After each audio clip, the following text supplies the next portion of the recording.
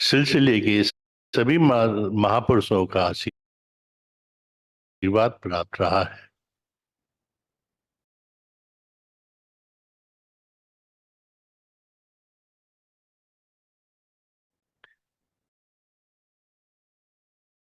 ईश्वर प्राप्ति के मार्ग में सुख है, शांति है, व आनंद है। परंतु हम ये सोचते हैं कि ईश्वर प्राप्ति का मार्ग बहुत कठिन है, हमें अपना घर बार छोड़ना पड़ेगा, घर गृहस्थी इसमें बाधक है। पर हमारे गुरु महाराज ने बताया कि ईश्वर प्राप्ति के मार्ग में घर और गृहस्थी बाधक नहीं है बल्कि सहायक है। बाधक है हमारे, हम अपने परिवार, अपने इस संसार के प्रति बढ़ते हुए हमारा मोह, हमारा विचार जो माया के प्रभाव से उधर ही की ओर जा रहे हैं, और वो ही हमें दुखी रखते हैं। विचारों को बदला भी जा सकता है, पर उसके लिए घर बार छोड़ने की जरूरत नहीं है।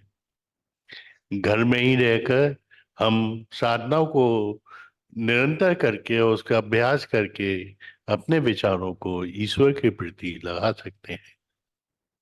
हमारे विचार जो हमारे मन से निकलते हैं, वो दो बातों से का प्रभाव उन पर पड़ता है। एक तो हमारे संस्कारों का, उससे हमारी वृत्ति बनती है। दूसरे, प्रकृति की तीन धाराएं आ रही हैं, सत्य, रज और तम। इन धाराओं का प्रभाव भी हम लोगों के व्यवहार और विचार पे पड़ता है। सत में शांति है, उन्नति है, और व्यक्ति ईश्वर प्राप्ति के रास्ते की ओर आगे जाता है। रज में चंचलता है। रज की अवस्था आने पर आदमी का मन कभी इधर भागता है, कभी उधर भागता है, कभी संसार में लगता है, कभी ईश्वर की ओर लगता है। और जितनी सांसारिक इच्छा है और पर ईश्वर की इच्छा है, वो रज में ही साधक के ऊपर आती है। तब में अज्ञानता है, व्यक्ति सुस्तों की बात ही पड़ा रहता है, मूड हो जाता है, उसकी मस्तिष्क भी ज्यादा काम नहीं करता है। हम लोगों को करना क्या है कि रज में जाके तम का प्रभाव को घटा के सत की ओर बढ़ना है। इसकी साधना करते करते एक अवस्था ऐसी आएगी कि हम सत में जाके स्थापित हो जाएंगे। परंतु सत भी माया की अंतिम सीढ़ी है, इसमें भी माया का बंधन रहता है। हमको आगे चल के इन गुणों से अपने को ऊपर ले जाना है और त्रिगुणातीत अवस्था में स्थापित हो जाना है, जहाँ ये धाराएं हमारे ऊपर प्रभाव नहीं डाल सकती हैं, माया हमारे ऊपर प्रभाव नहीं डाल सकती हैं, और हम एक सुख व शांति की अवस्था में रहते हैं। इसके लिए हमें एक ऐसे मार्गदर्शक की जरूरत होती है जो ईश्वर प्राप्ति के रास्ते को जानता हो। हम उसके बताए हुए रास्ते पर चल के इस अवस्था तक पहुंच सकते हैं। और भारतवर्ष में हमेशा ऐसे साधु और संतों ने अवतार लिया है जो कि हम लोगों का मार्गदर्शन करते रहे हैं। ऐसे ही हमारे गुरु महाराज ने इस पृथ्वी पर हम लोगों के मार्गदर्शन के लिए अवतार लिया था। उन्होंने कहा था कि जो हमारी मन के विचार जो इस संसार की ओर भाग रहे हैं, उसको कंट्रोल करके हमको वृत्ति को अंतर्मुखी करके अपने अंदर ईश्वर को ढूंढना है, क्योंकि हमारे अंदर ईश्वर का अंश है। परंतु जब हम अंतर्मुखी होके ईश्वर की खोज करते हैं, गुरु महाराज की बताई हुई साधना करते हैं, तो मन जो कि अत्यंत चंचल है, वो एक अपनी काल्पनिक दुनिया सृष्टि बना लेता है और उसमें विचरने लगता है। और ध्यान के समय में वो सब विचार अपने सामने आते हैं। ऐसे समय हमको ये करना है कि जब हम ध्यान करने बैठे तो अपने विचारों पर निगाह रखें। जो संसार की तरफ जाते हुए विचार हैं उनसे बचें, और ईश्वर की ओर ऊपर उठते हुए विचार हैं उसको आने दें। धीरे धीरे एक ऐसी अवस्था आ जाएगी कि दो तरह के विचार एक साथ नहीं रह सकते।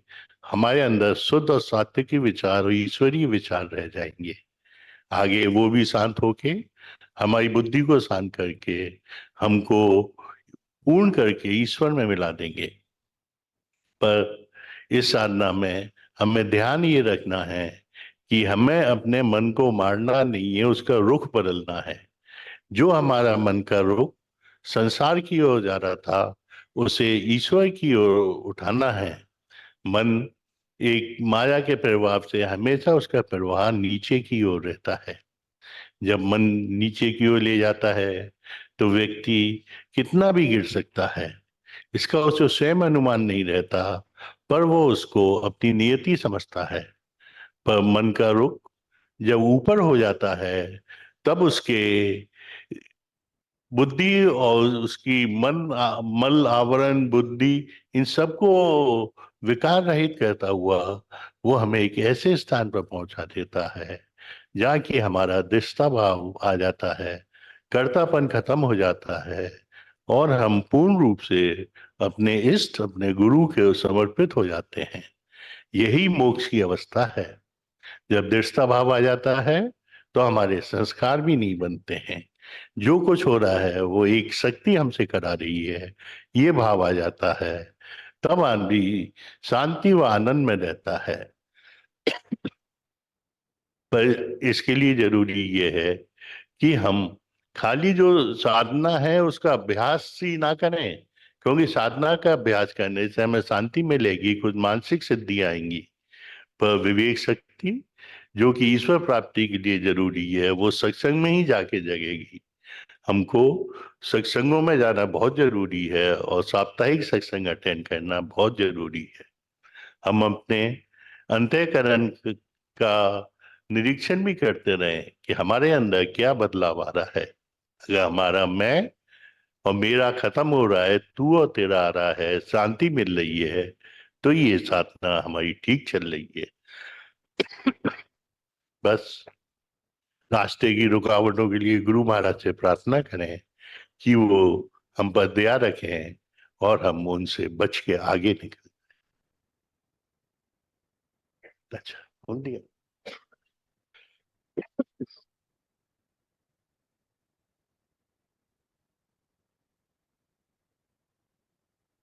ये निवेदका है, इसे बड़े भाव से गुरु महाराज को अर्पण कर दें और उनसे प्रार्थना करें कि इसे स्वीकार करके हम सभी लोग अपना आशीर्वाद प्रदान करें।